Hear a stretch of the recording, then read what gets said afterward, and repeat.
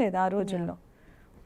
So అంటే ఇప్పుడు జనరల్గా ఈ సెల్ఫ్ ఎస్టీమ్ వచ్చింది కాబట్టి ఆడపిల్లలు అంటే వర్క్ చేస్తున్నా వర్క్ చేయకపోయినా కూడా సొసైటీ అనేది ఎప్పటికీ ఏదో ఒకటి అంటూనే ఉంటుంది. సో ఇలా అనడం వల్ల వాళ్ళు ఎంతో కొంత మెంటల్ డిసప్పాయింట్మెంట్కి అయితే గురవుతూ ఉంటారు. సో ఈ మెంటల్ డిసప్పాయింట్మెంట్ అనేది ఏ విధంగా ఏ ఎక్స్టెంట్ వరకు వెళ్ళే అవకాశాలు ఉంటాయి?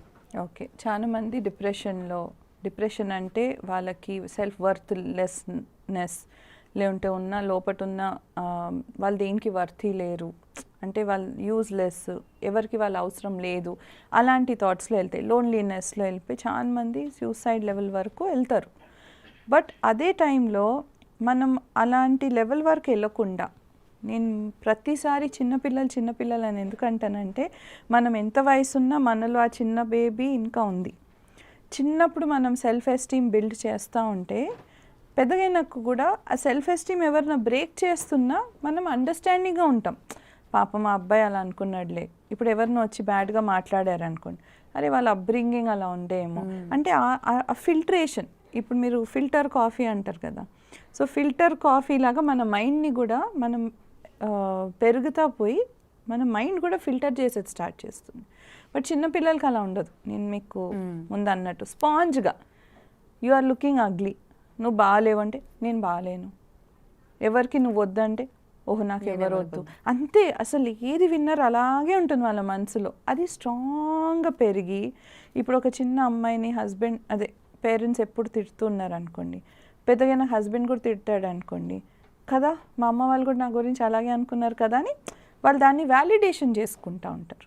ఇప్పుడు హ్యూమన్ బీయింగ్స్, ప్రతి హ్యూమన్ బీయింగ్ ఒక కనెక్షన్ బిల్డ్ చేసుకోవాలనేసి పుట్టుకతోనే కనెక్షన్ బిల్డ్ చేస్తారు. అమ్మతో నవ్వి, ఫాదర్తో నవ్వుతూ ఆడుకుంటూ, ప్లస్ వ్యాలిడేషన్ కూడా కావాలి. ఇప్పుడు నేను బ్యూటిఫుల్ ఉన్నాను అనుకోండి, 10 మంది పక్కన ఈ అమ్మాయి బ్యూటిఫుల్ లేదు అన్నారు అనుకోండి, అవునేమో నేను బ్యూటిఫుల్ కాదేమో అనుకుంటా.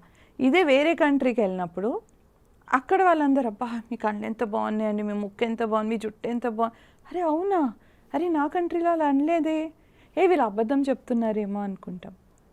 అంటే బ్యూటీ ఎక్కడుంది, బయట చెప్పిన వాళ్ళలోనా లేకుంటే నాలోనా? మనలోనే. బ్యూటీ స్టాండర్డ్ ఇలా ఉంది అని ఎవరు చెప్పారు? ఎవరు చెప్పలేదు. Sushmita Sen very beautiful, Aishwarya Rai very beautiful, ఎవరు more beautiful? No comparison. So అంటే ఇప్పుడు జనరల్గా ఉమెన్స్ అని అంటే ఇప్పుడు కొంతమంది ఇళ్ళల్లో అంటూ ఉంటారు, చిన్నపిల్లలప్పటి నుంచి, ఇందాక మీరు అన్నట్టు నువ్వు అమ్మాయివి స్పెసిఫిక్గా ఇలానే కూర్చోవాలి, నువ్వు ఇలానే నవ్వాలి, ఇలానే తినాలి. ఒకవేళ ఇంట్లో అబ్బాయిలు ఉంటే ఒకవేళ ఒక మాట అన్నా కూడా నువ్వు ఆడపిల్లవి అలా మాట్లాడకూడదు అని అంటారు.